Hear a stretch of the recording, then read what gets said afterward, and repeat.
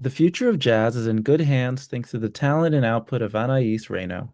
Following the release of her sophomore album, Lady of the Lavender Mist, Anaïs has been touring and promoting an incredible project where she brings a mature and humorous approach to jazz standards by Benny Carter, Joseph Cosma, Duke Ellington, and many more. In adolescence, Anaïs won many prestigious music awards, including those from the American Songbook Association and the Mabel Mercer Foundation competition for her mastery of the American Songbook. Anaïs's mezzo-soprano vocals brings a remarkable warmth and texture to the songs she covers. Focused on the lyrics of the music, Anaïs dives headfirst into timeless standards and brings them to life for modern audiences. Her vocal phrasing is compelling and wonderfully captures the essence of many jazz standards. She's a true showman. I had the privilege of watching her debut headline show at Dizzy's Club in New York City recently. Her stage presence was enthralling, and her command of the stage made the hour-long performance feel like a moment. The crowd was obsessed with her, and who wouldn't be? She entertained us with marvelous jazz standards, tunes from Lady of the Lavender Mist, and even some of her own originals. Everybody wanted to stay more. We even lined up afterwards to meet her and talk with her. In our conversation, we reflect on this meaningful performance, her new album, thoughts about timeless jazz songs, her favorite songs right now, lyrics and jazz music, her career more generally, and much, much more. You're really going to enjoy this one, guys. Enjoy. Hello, hello, everyone. Welcome back to the If Ever You're Listening podcast. I'm your host, Stanley C. And today we have a wonderful and elegant jazz singer guest with us, Anaïs Reno. Thank you so much for speaking with us today, Anaïs. Thank you for having me. Yay. It's awesome. I think you're our first jazz guest, so it'll be really cool to dive into all the music. And it's really a pleasure to speak with you, especially because you have the new album out. You've been performing. So I'm really excited to dive into all of that. Before we get into kind of the contemporary stuff, I want to learn more about your musical background growing up, and how you came to be who you are today. So talk to us a little bit about maybe what was your training like as a kid, um, into like the college years. I started having an interest in singing when I was around 7-ish years old. And then my parents enrolled me in lessons. And I just started with a new voice teacher when I was about 8, named Sarah Tolar. She was affiliated with the scholarship program that they have for young aspiring musicians at the 92nd Street Y in New York. And I took from her from the time that I was 8 till 17 when I started college. So we became very close. And throughout that time, she introduced me to standards because she thought it would suit me vocally. Mhm. And that was a beautiful thing that at the time I didn't know was going to be as big a deal to me as it ended up being, because I developed a passion for standards and jazz more specifically over the years. And at the same time, I would work with both of my parents musically because they are both classically trained musicians. My dad used to be an opera singer, my mom's a violinist. So my dad would help me with technique. My mom would work on interpretation, and she would also take me out to jazz clubs, notably Birdland, starting when I was about 12. And I met a lot of people through the community there, through Gianni Valenti, who's the owner and booker of Birdland. And then I got to travel a little bit. I started going to Chris's Jazz Cafe in Philly when I was 17, and I've made a lot of close musical and professional and personal friendships through that. And then I started at college at SUNY Purchase when I was 17. I got to be part of the Ella Scholarship Foundation. Those people are so wonderful, and truly all they want is to support young artists who are passionate about this. And that's what I found is really special about a lot of the faculty, is that they only care about you spreading the music. It's not tainted with much else. Mm. So I've been privileged in that way to grow up around it and have met a lot of the right people who fostered whatever passion I might have initially had. Amazing. And in terms of a timeline, before we get to SUNY Purchase, you already released an album in your teen years that's dedicated to Standards by Ellington and Strayhorn. Tell me a little bit about how did that album come about and how do you reflect on that project now? That was actually my mom's idea. I knew I was going to put a body of work together, but I wasn't sure if it should be themed or if it should just be a collection of standards or if I should wait.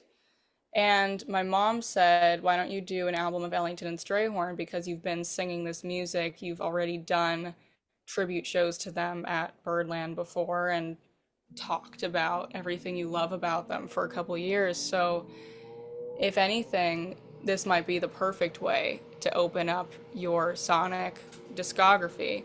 And at first, I thought that was a strange idea. I don't know why. I must have had this concept of what a debut record is supposed to be like, and I didn't think that a theme like that fit the bill. But as I thought about it, it made more and more sense because something I felt, especially then, was that the sonic palette of Ellington and Strayhorn's music really resonated with what I felt my brain sounded like somehow. And as I was talking about at the Dizzy show that you just saw, Yeah. feeling understood by their writing was very significant to me as a teenager because that's the period of time when we all feel like no one gets us and we are this one being that is the exception to everything, apparently. Hmm. And it turned out that making my first record a tribute to them was actually the best idea. Hmm.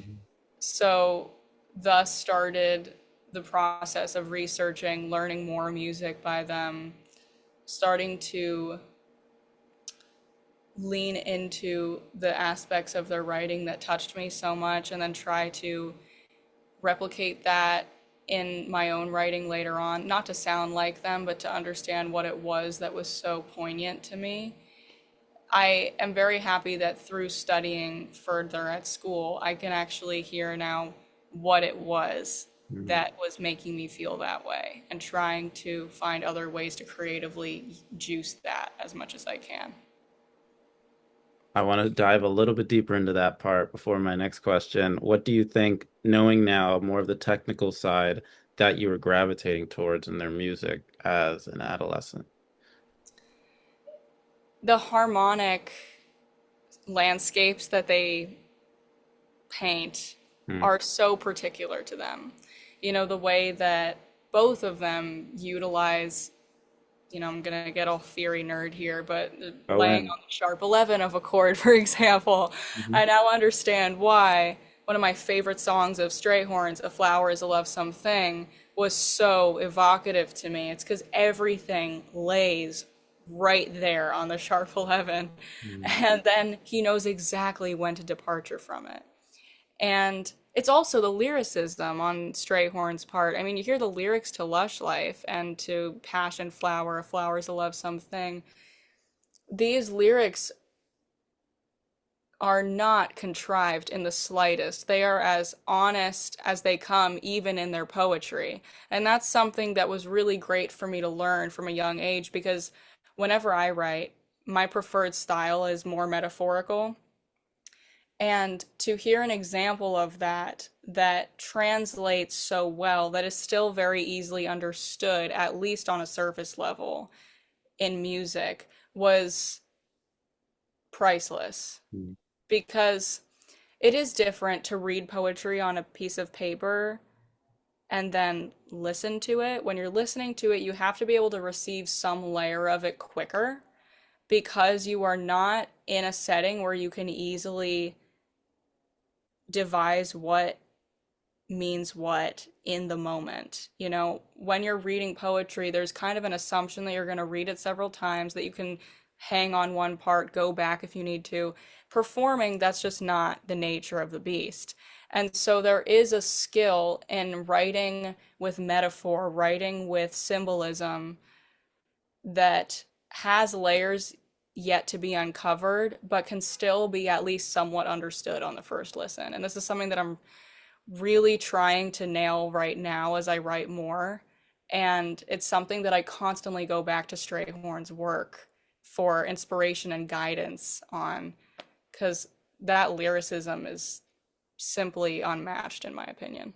No, that's really profound, and it is very difficult. You notice a lot of writers don't do that, even in the outside of the jazz space. They write very diaristically, very directly, hoping to catch people immediately versus having the metaphor speak and be something people want to go back to. Hmm. Um, but speaking of your writing, there is a bit of your original writing on the new album, Lady of the Lavender Mist, on the title track. And starting the discussion now about the album, I want to enter from this direction. How did you decide? It's kind of a two-pronged question. How did you decide on what songs, what standards to pick from? And why did you did speak about this at Dizzy's, but why did you decide to write over the Ellington piece? It started with the Ellington piece. It was the first inspiration of what I knew the album would become, though I didn't know how it was going to root everything quite yet. All I knew was that I loved the song, and it had a very evocative title, imagery to me. So I wrote the lyric based on that. Hmm. And it essentially, you can hear this if you listen to it, but talks about this woman who's dancing by herself in the woods, some sort of naturescape, and she's by this lake, so there's this thickening lavender mist in front of her, and she's waiting for somebody to maybe relieve her from this state she's in, but nobody does, and she keeps waiting, nothing happens, and she eventually disappears. The mist thickens to a point at which she can no longer be found. And I knew that that would shape the record somehow, though to me it was just a sad story, so there had to be more to it than that. Hmm. And I hadn't figured out exactly what that would be yet. And I started picking other songs simply because I knew that I enjoyed singing them. They were arrangements I was proud of. I had sung them together in a set before, so I knew that they sonically coincided. And I was starting to go through a bit of a transitional period in my life. I had had a rough year and was having to make some difficult decisions regarding what positions I would and would not stay in. And I actually started to hear those lyrics that I was writing as more of a warning against what can happen when you refuse to change anything. And thus the theme of the album was born because the other songs I had picked filled in the contours of that exact sentiment. They, in very different ways, talked about being in the thick of a difficult position, trying to figure out how to move out of it, or in the best case scenario, like the song I'll Remember April talks about, being able to look back on something that the narrator knows has ended, but ultimately understanding that you've gained some self awareness from it and you can smile. And that's not always the easiest mentality to achieve, but it's nice to explore different sides of this and also understand that it's not necessarily linear. It doesn't exist on a completely logical path throughout the record because that's not how grief works. Fascinating. Love that. Love that. I have to tell the audience if you have not heard this album yet, please listen to it. It's one of my favorite albums of the year. Thanks. Really, That's really, nice. really great body of work. No, no, no. It's all you. It's polished, it's textured. It's accessible even I think to non-jazz aficionados. There's a lot to love about it. And there's you're in the album. It's not just you're covering these standards. There's you could get a sense of your sound. But that's why there's other projects. So you could hear like how she's grown. For the specific sound you captured, a lot of people I've noticed have said there's like intimacy. The album has this great intimacy to it. How did you, in recording it, create that feeling in the studio versus what you do in the live performance? That's a good question. I don't know that it was a particular choice that I made. I think a lot of it has to do with the band, of course, because naturally having guitar as opposed to piano, which is what I have recorded with in the past, garners an extra layer of intimacy and it strips a little bit of a veil from the recording process in general. And particularly the people that I had playing made that sound so present because there is absolutely no filler in anything that they do. Everything is so intentional, everything is rooted in feel and interpretation. Mm. And I learned a lot from them in the studio. Not because they were telling me what to do, but because, you get to listen to these people, you get to work with these people, step into the shoes of somebody who might lead these people. And there is so much to be taken from that. I mean, the way that David Wong, the bassist, plays a quarter note is so deep. And that sounds so pretentious when I call it deep, but it taught me a lot about how to lock in with a musician and about what extra ornaments are actually necessary and which ones are not. I mean, one of my favorite tracks on the album is When Lights Are Low. It's the second one, I think. Mhm. And the reason for that is because both Joe Farnsworth, the drummer, and David are playing exactly what needs to be played and not one thing more and not one thing less. They're just pure, unbridled quarter notes. Just swing. There is nothing fancy about it, but it is so profound. And for me to get to find ways to play with that and to find why it was that it was so easy to lock in with them taught me so much. Mhm. So that created a layer of intimacy. And then, of course, Peter Bernstein's playing all throughout the recording. He's so orchestral, but in a way that still makes you have to lean in to some extent. It's not in your face. And that was something that I don't think I inherently knew I was looking for when hiring the band, but it came together beautifully. And I mean, when you're hiring those people, you can't really fail. There's no risk there. There's only upside when all that talent is in one space. That makes a lot of sense. Another element of the album that I really liked was there's this dichotomy between like the maturity of your voice, but also the playfulness of some of your phrasing. Hmm. How do you balance vulnerability with humor in your vocal performances in these songs? I think that humor is vulnerable because an issue that I've had growing up a bit is that I take a lot of things too seriously, notably myself at times. And a big part of that is because I was putting a layer of plaque on top of everything where I had to have some level of distance and not indulge in the humor, not indulge in the playfulness. So actually, trying to infuse some humor into this music is vulnerable to me. Hmm. And vulnerability can present as presenting a really sad sentiment or presenting something to laugh about. Either way, it's all about the intention. Hmm. I have been very lucky to be close with this acting teacher that I took from in high school named Lee Lobenhofer. He's been on Broadway, he's toured, he's done everything.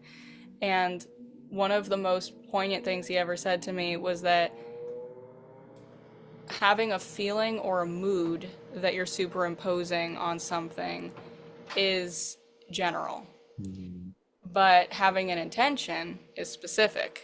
mm, And so it's a lot more grounding, at least in my opinion, to approach a song like Round Midnight by saying, well, the purpose of me saying this is to convince my partner that there is still hope to be had in our relationship. mm, And that might, in turn, make you feel desperate or sad or frustrated. But to go in saying, I'm going to feel sad while singing this, doesn't really get me anywhere. And I'd say that that's where the vulnerability can come in because you can allow yourself to evoke different emotions through figuring out what the actual intention is rather than just deciding this is how I feel about this because it's going to change day to day. And maybe you don't feel that way, and that's okay, but at least it's rooted in a purpose. mm. That was a really long winded way of saying that vulnerability is humor or whatever, but No, you no, get what no. I mean. I love that answer. I love that answer. One of my favorite moments from Dizzy's was, well, there was a lot of great moments, but I really like how you will explain a song before you do it. And one of the cool ones was Autumn Leaves, and kind of breaking down the French versus the English interpretation. If once you listen to the album for the listener, she's singing in both. The title is in both. So talk to us a little bit about what was the approach to singing it bilingually, and how did that choice affect your interpretation of the lyrics? With the French side of things, my dad is the reason that I can do that at all because he grew up speaking French. So he understands not only how to pronounce it, but because he's a vocalist, he understands the phrasing, how the French tend to find the arc differently from English speakers. And that's still something that I have to work on as well. I mean, there's an element of authenticity that only a native speaker can truly achieve. But I got translations from him, worked on pronunciation with him, worked on the interpretation. And then the English, in turn, had so much more meaning to me because honestly, I hadn't thought that hard about the English lyric before diving into the French. Because we've heard these English lyrics so many times. I don't even remember when I learned Autumn Leaves. I just kind of knew it one day because who doesn't? You grow up hearing this. I never formally sat down to work on it. And so I had this sort of nonchalance and, like I said before, generality in approaching the English. But there's actually some gorgeous, evocative imagery in there. I mean, those sunburnt hands I used to hold, contrasting with winter coming, and you know that that will not be anymore. And then you look at the difference between what even the titles mean, the feuillemot meaning the dead leaves, autumn leaves meaning that there is still color in there is still life to be had, is an incredible and subtle and maybe often overlooked quality that this music that we're so used to has always had within it. One of my favorites on the album, and when I was listening to it, I never noticed the difference until you brought it up at Dizzy's, and now I hear it differently, which is really fun. Um, when it comes to you've been performing these songs, other standards live, and even at the Dizzy's performance, there's a maturity, there's a confidence on stage where you're performing, you're talking to the crowd, you're making good eye contact. I was taking notes because I was like, I have to put this in my interview Thank you. questions. But how did, because I don't know what you were like at 18, 19 performing, or even in the early days. Was that always there, this sense of confidence and control over the material, or did that grow over time? And how did you become more confident as a live performer? Well, thank you for saying that. I have always felt good on stage. I've always felt pretty comfortable because a lot of people would disagree with me when I say this, but the main point of this to me is performing. I love jazz. I love the music. And it has been the thing that I've rooted myself in when performing. But all of it is kind of a medium to be able to be on stage. Mm. So I'd be open to other ways of being on stage as well. I wouldn't, reject jazz or anything because that's my big love. But it's really about getting to connect with an audience. And I've always felt that way to some extent, but I did have to, of course, work on stage etiquette and how to talk to an audience. That was not natural for me or anything, especially because I'm often pretty reserved and introverted, and even there are even gigs sometimes where I just don't have that in me. Mm. And sure, I'll talk to the audience, but the rapport might not be as electric, and part of that's on me, but also different audiences have different energies. That doesn't mean that they're doing anything wrong or that they don't like the show, but some people are very outgoing and expressive about how they feel, and some are a little bit quieter, even if they think that you're the most brilliant person you've ever witnessed in their life. Mm. Honestly, I'm one of those audience members. I've seen some of my favorite shows in my life and been quiet the whole time. And now that I think about that, maybe I should do a better job of being more expressive since I know what it's like to question if the audience likes you. But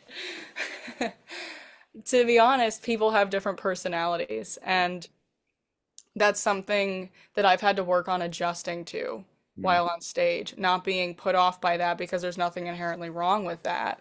And also figuring out what is interesting to say, what do people want to hear from you in particular? Because we all have different, I hate this word, but brands that we're going for. And ideally, those would all be based on who we are as people. And one person, it might make a lot of sense for them to just be telling jokes the whole time because that seems authentic to them as a person.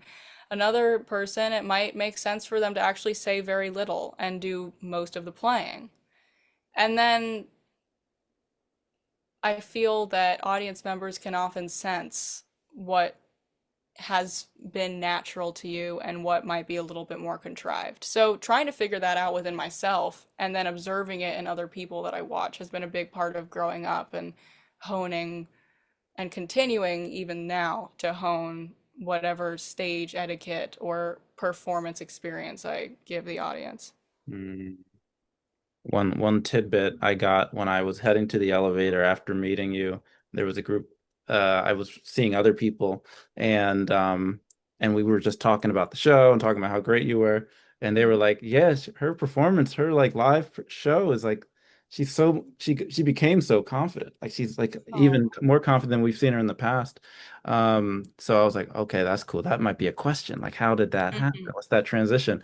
And It's it practice, I it guess. I sounds mean, like it's practice, but yeah, it it's takes also like time. knowing yourself Hmm. more over time and being confident in your abilities. You were talking a little bit before about writing music. This you don't have you could answer it as much as you can because we're still in, I feel like Lavender uh period in terms of the album cycle. But for writing original music, is that something you foresee yourself doing in terms of dropping original music in the future, or is it something that you're going to keep close and you'll publicly put out standards? I want to release original music. Okay. I am still figuring out in what way and how much of a body of work would be made up of that. Mm. In an ideal world, if my career and finances and all of that fun stuff would allow, I would next put out a record of mostly original work that ties to a larger theme. Mm. We'll see. I also have to actually write it. So there's that too. That's fair. And the thing is, I love writing and performing my own work, which I've done a bit now because I have a couple tunes that I feel confident enough in to bring to set lists, Mm. is some of the most joyful experiences that or they're some of the more joyful performing experiences I've had. Mm. However, I'm very slow at it. I'm not prolific in any sense of the word. I take months and months and months just to get one line done sometimes. And that's not because I'm like so brilliant, it's just because that's how it goes. Mm. But the two songs that I perform a lot happened very quickly. Mm. And so sometimes you have cases like that in which within a couple days you've gone from having no idea to having a fully formed song that you're ready to perform. And then there are cases like one that I'm working on right now where I wrote the music to it all in one fell swoop 3 summers ago. Didn't think that lyrics would suit it because the cadence was a little funny. And then randomly 3 months ago had an idea for a lyric that would fit that cadence. And now I'm lucky if after an entire day of sitting there, I get one new word. Mm. So, because of that, I'm enjoying playing with the process, but I'll also have to see how that manifests into future work. Long story short, I would like to release my own music. I will say we will adore that project once it's out. Thank you. The year it comes out, whenever in the future. No rush, but that's awesome. I was hoping you were going to say that. I didn't want to shred. I try to write the questions objectively, not leaning towards one or the other. But now I could reveal my card. Okay. Yay. Another thing I noticed with and you could answer this, of course, as I don't want you to think of it as a comparison question. I'm really thinking of it as like, where do you see yourself in the class of jazz vocalists right now? Because right now there is this, I feel like we have this great class of jazz vocalists from Samara Joy to Loewe that are doing jazz alternative, almost pop at this point, but in the realm, they started in jazz. And from your perspective, how do you see your place within your generation of jazz musicians? Do you see yourself, where do you see yourself? Not gonna prompt this question either. That's a really good question, and it's something that I've been ruminating over and panicking about for the past several months since graduating. I'm trying to figure that out. I think the main thing that I want to formulate my place, my career, brand, that word, around is lyricism, Mm. whether it be my own or from standards that already exist. I would like to cultivate an audience that cares a lot about how special lyrics are, because that's my big love, Mm. you know? And I'm a singer, and that's something that I am proud of, that we have that. And I think that maybe I can do that more by writing and then finding ways to tie my own writing to standards that already exist that have inspired me. Mm. I also know that these days you really do have to find a way to differentiate yourself from everybody else because the market is so oversaturated right now with phenomenally talented people. Mhm. So, on one hand, my answer is writing and lyricism.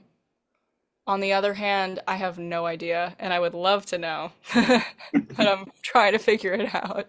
No, I think well, and I didn't like it when I was around your age when people would say this to me, but now I found myself in this position.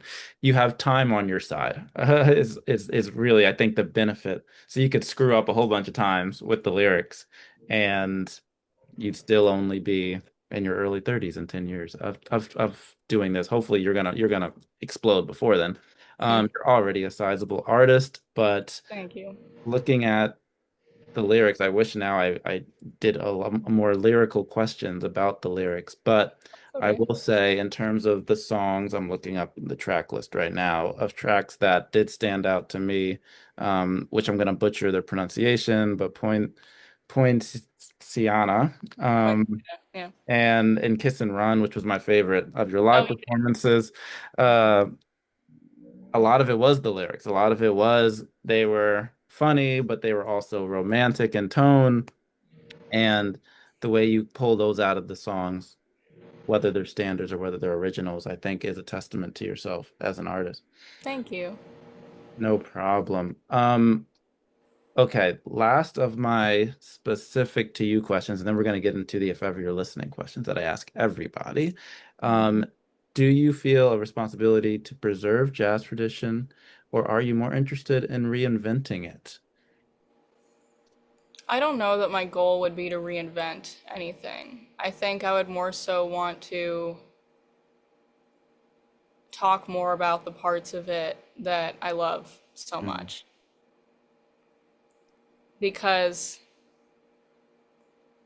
I think that the nature of jazz tradition, about what makes jazz jazz, if there even is really a definition to that, yeah. can often be misunderstood. And I don't want to change that in any way. I Mm, don't think that I personally could either. It's more so that I don't want anybody to feel like they have to gloss over certain aspects of jazz or music in general that we love, such as I keep saying, lyricism, performance. mm, And these are things that come through in a standard in a very particular and special way. So while I'm not going to reinvent the wheel, while I'm not going to try to change anything, I more so just want to talk about this as mm. much as possible, analyze this as much as possible. It's really cool. Very, very cool. I need this title to be like Anaïs Reno, jazz lyricist or something along. It's like, Yeah, sorry, I'm talking a lot about that. It's just no, it's it's good. the most exciting thing in the world to me. And I feel like it's top of mind. It is not something I knew was top of mind. So maybe that is something to like constantly project it out. I don't know how you would do that, but that would be the thing. I think Yeah. because it's something that is centered to how you view the music. When you're doing standards, the only thing that's really the same is the lyrics. Everything else is changing. The music is slightly different. The person who's singing it is slightly different, but the lyrics are the same. So, Yeah, and the lyrics ground you in this character. You know, that's what's so fun about performing certain songs. Like, there was one song, it's not from the record, but I did this at Dizzy's when you were there. It's called When in Rome. It's by Cy Coleman. love And that. that is one of my favorite songs to perform because it takes on this character whose values align not at all with mine. And it is so much fun to take on these sarcastic, playful, maybe even bitter Mm, standpoints, depending on the song, and feel like you're a different person. You know, it's like the acting of it all, which I don't call myself an actor or anything, but that is the best part to me.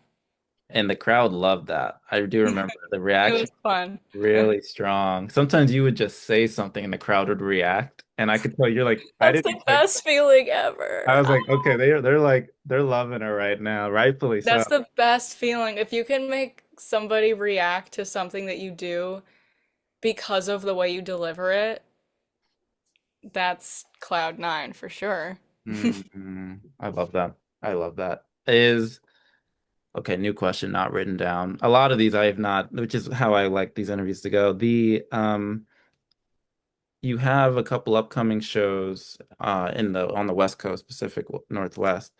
Is is there anything in terms of when you go to certain places, location based, is there anything you like try to change or you try to alter, or are you keeping your performances similar for each show?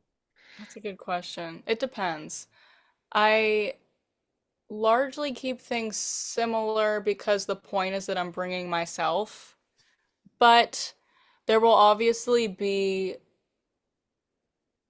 venues or atmospheres that I think certain songs or arrangement styles suit better than others. So I'd say it's less specific to the state or the country and more so the venue. I mean, I'm probably going to choose a different set list at Dizzy's than I am at Mesro, Mm-hmm. for example, you know? Mm. However, there's this one song called Rhode Island is Famous for You, and Blossom Dearie sings it. And it's a really clever and cute song, basically listing through a bunch of different states saying what they're famous for, and then concluding with, but Rhode Island is famous for you. You should be proud of that, you know? It's ultimately a love song. And I went to Lake Tahoe and then Nevada, you know, they're very close to each other no, this month. It was in the beginning of August. And there's this lyric in the song that says, Gold comes from Nevada, divorce is also due. And I specifically chose that song for that crowd because I knew that they would love it. Mm. And I accidentally mispronounced Nevada. I said Nevada because they're all very particular about that. It's Yes. Nevada. And Yes. I was like, oh my God, I'm a stupid New Yorker. And they loved it. And I don't perform that song that often. It's not that that's a staple for me, Mm. but that was a case in which I knew that it would be suitable over there. And you know, if I went to New Orleans, I would do you know what it means to miss New Orleans, you know, songs like that, but I generally keep it the way that it is unless the venue or something specific like that calls for a different type of arrangement or song choice. Fascinating. Fascinating. Stay tuned, Seattle folks. Stay tuned. Mm. Okay, so now we're entering the If Ever You're Listening questions. We are on the If Ever You're Listening podcast, so we have questions that are specific to this podcast. I love talking about music, talking about what artists are listening to, and diving and getting as analytical as possible. So thank you for getting nerding out in the beginning. I was Hey. hoping you were going to do that. Mm. The first question is four questions is what are you listening to these days? What is helping you get through maybe in between shows, in between sets? I have been listening a lot to Elise Regina.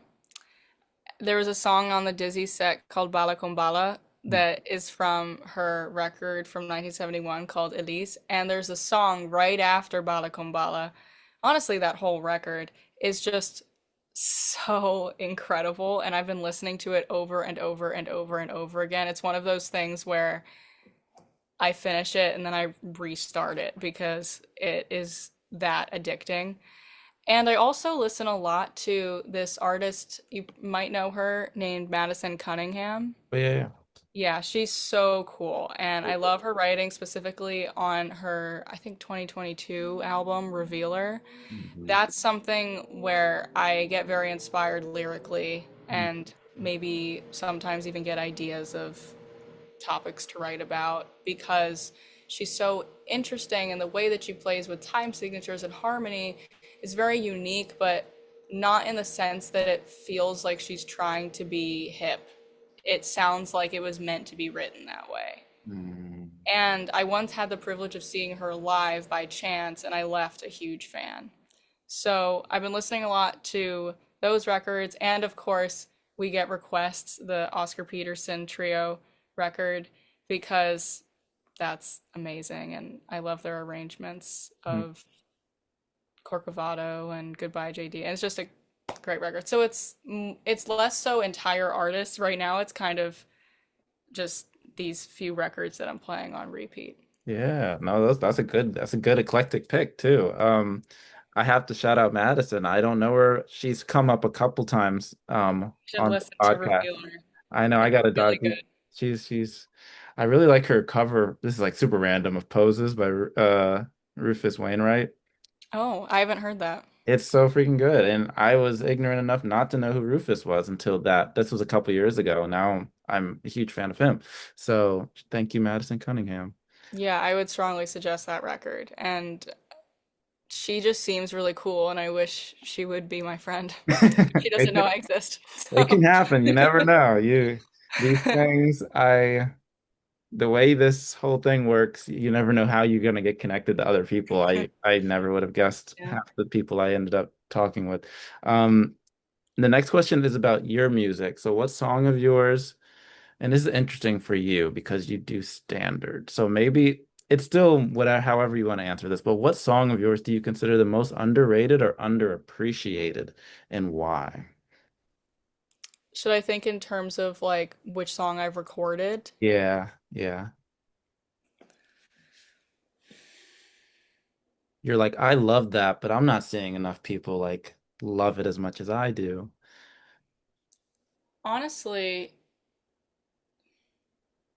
not that many reviews of the latest album have talked in depth about Kiss and Run. Mm-hmm. Yes, And I'm not complaining about that or anything, but that is one that am very proud of. I'll complain for you.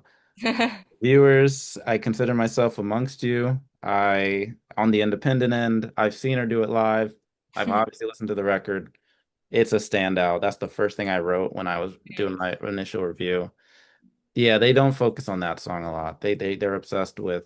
I'm not gonna discredit the other songs because the other songs are great too. But yeah, Kiss and Run. Maybe because Thank it's so you. different from the other ones that Yeah, and it's, not many people know that song. that too. And also, it's like a very particular arrangement. But I remember that was honestly a bit of a turning point for me in terms of, in certain cases, Mm, trying to arrange with humor yes. or maybe be more literal. Mm. Because I remember when I was making the arrangement, I was like, how funny would it be if no one was playing until I said the word run, and then it was insanely fast. And it And worked. it was one of those things where it's just like a haha, what if thought, and then you just do it. Cool. That's so funny. Okay. Second to last question. And of course we can add questions if we need to. If you can change anything about the music industry, what would it be and why would you change it? Oh, that's a loaded question.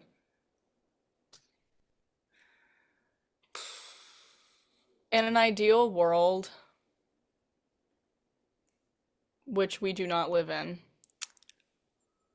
the only truly important factor of having a career would be the music, not the image, not how you look, not how you market yourself, not your social media numbers. I understand that marketing has always, not even just today, but since the beginning of time, been a huge part of this. Luck is a huge part of this. You can only work so hard or be so talented. I guess if we are talking in terms of fantasy, that's what I would want. Mm, But that's not how we are. And there is benefit to having to market yourself. It can focus you in a lot of ways and force you to push yourself in areas that you might not have. I don't think that I would have been as focused on refining the way that I talk to an audience mm, if that wasn't a big part of it. And now that's actually a part that I really enjoy. mm. So it's not that it's all bad, but I think a lot of people would probably agree with me when I say that we would love if the music was the most important part. Yeah, yeah. If that was like the instead of the likes based on how good your image is on on TikTok or How Instagram. quickly you catch someone's attention, you know? It would just be, I really like this song, and I'm gonna click on her account because I really like this song. Yeah, that's also just not how human beings operate, you know? So it's useless trying to change it, but if Yeah. we're talking hypotheticals, that would be it for me. I wanted to hear your wildest dreams. I originally asked this question as if you met a genie and he gave you one I wish. like that. Maybe I gotta resort back to that line of questions. That's a good question. I got some wild answers there because I was like, maybe let's like make it more mature and professional. Like if you could choose. Ah, come on, genie. Okay. Genie it up. Genie it up. You were in Aladdin one day. Okay. And then the last question is about advice. You've met and worked with a bunch of very legendary artists, producers, instrumentalists, composers. For you, what's been some key pivotal advice that you've taken and used in your career so far? Hmm.